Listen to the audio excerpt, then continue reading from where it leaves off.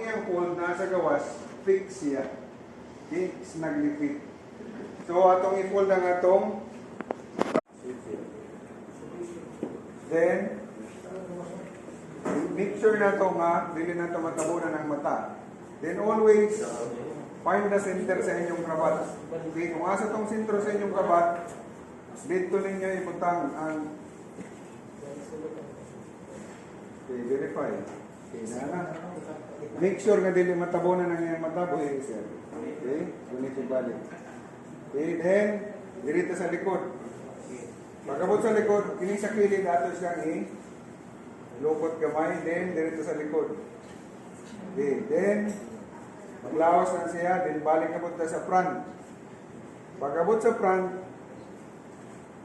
gatama kung sa man, lock. Right over left.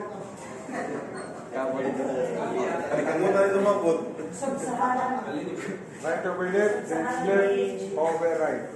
Okay. Nana, then ang sobra atong ipuson. We will do our work neat and clean. So as much as possible, ini mga necessary nga mga kuha natong i-keep ipuson para gwapa ang resulta.